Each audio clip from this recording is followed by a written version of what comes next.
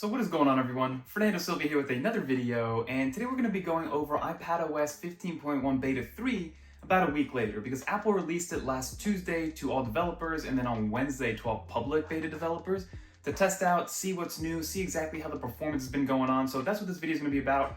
1 week with iPadOS 15.1 Beta 3, and again, battery life has been no bueno, but let's get into it.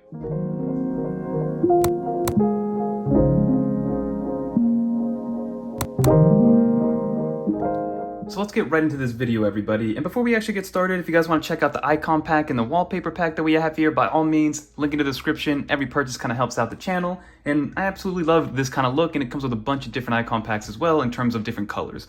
But let's move right into it. I do want to show you guys the build number one more time.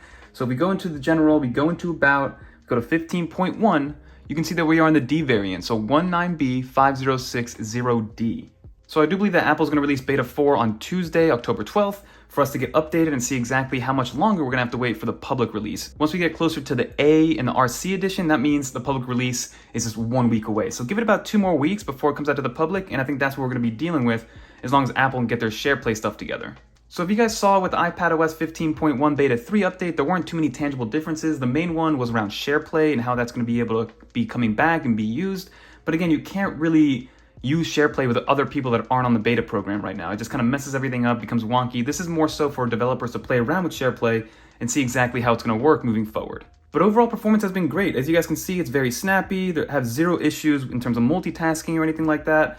You can just quit out of stuff real quick, open it up, see what's going on. RAM management has been great overall. That's one thing that I have seen some improvements on, is overall RAM management. And again, I am using the M1 iPad Pro, but I'm only using the 8GB of RAM variant. Like, I don't have the 1TB variant that gives you 16 gigs of RAM, but overall the RAM management has been improved. And let me know in the comments below if you guys have an older iPad Pro, if that RAM management has also been improved. One thing that I did notice, and this could just be like a little placebo effect or something like that, but I found that AirPods Pro connectivity to the iPadOS 15.1 Beta 3 has actually improved. Normally, the auto switching feature kind of messes everything up because I have my MacBook Air here, I have my iPad here, I have my iPhone, and most of those things, for the most part, are playing some sort of audio, right? But again, it's gotten a little bit better in terms of auto switching and what I want to listen to, and part of that came with the new updates. So if you open your AirPods Pro, go into your Bluetooth settings, and tap on the actual information icon, and if you scroll down to the bottom, make sure you're on 4A400, because that is the latest firmware update for the AirPods Pro, and that did bring that new conversation boost, which everybody was talking about, and I mentioned that in my last video, so if you guys want to check that out,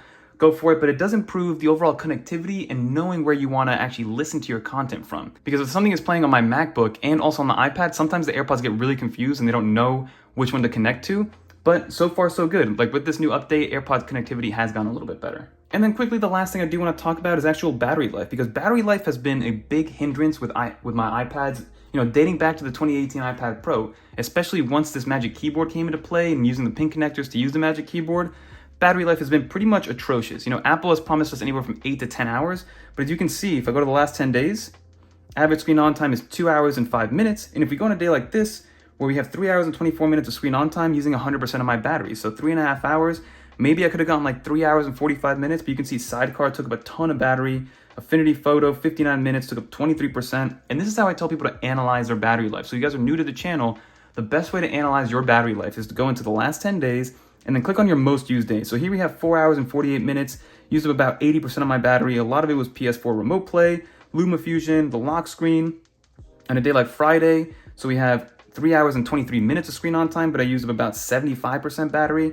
So this gives you a good idea as to what applications are using the battery, how much battery, and what percentage of your battery is being used by that application. So again, on very intense tasks like Sidecar, where I'm constantly on Wi-Fi, constantly feeding information from my MacBook onto the iPad without being plugged into the wall, it's going to drain your battery fairly quickly. But again, Apple is still telling us 8 to 10 hours of battery life, especially with native applications. And Sidecar is a very native application made by Apple, for Apple, by Apple. So I was expecting it to get a little bit more battery life, because again, 3 hours and 4 minutes with 73% battery, give me a little bit more, Apple. I definitely want a little bit more. And battery life hopefully will just continue to improve. So for instance, today we're about 3 hours and 37 minutes of screen on time, but again, it's only used up about 30% of my battery. And you can see that the home and lock screen has been on for most of it, Affinity Photo, the Photos application, shortcuts, and then again, you can see even when you're plugged into a charger, YouTube Studio connected to charger, LumaFusion connected to charger as well, so it'll let you know which applications are using the most battery, if they're being used while plugged in or while not plugged in. So that's why I do like the analytics on the battery, especially on the iPadOS side. But again, give me more battery, Apple. But that's pretty much it for the overview. So we have great optimization, performance is still good, RAM management is great, AirPods have gotten a little bit better in terms of connectivity and knowing where to connect.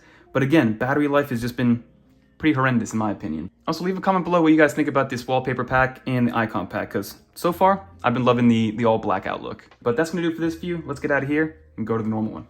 But that's gonna do it for this video, everybody. Like you saw, overall performance has been great. Stability has been good. Like, I would recommend iPadOS 15.1 Beta 3 to anybody who wants to update to it, especially if you want to play around with SharePlay, because that's pretty much the biggest update that came with 15.1 is the addition of SharePlay, or the re-addition of SharePlay back into the iPadOS 15 lineup. Because outside of that, it was mostly just performance improvements, stability improvements, but again, battery life has just not been that good. And I don't know if that's just my personal iPad that's not doing that well, or maybe the beta program just doesn't help it out a lot, or again, am I connected to the Magic Keyboard the entire time? Yes, I am. So those are all things that are probably affecting my battery life overall. But I do recommend jumping on it if you guys want to play with SharePlay, for lack of a better term. But outside of that, there's no real reason to update it to it quite yet. Just wait for the regular public release to come out, and then at that point, everybody will have SharePlay, and then you'll be able to actually use it instead of having to use it with other people that are on the beta program and some people that are on the public program.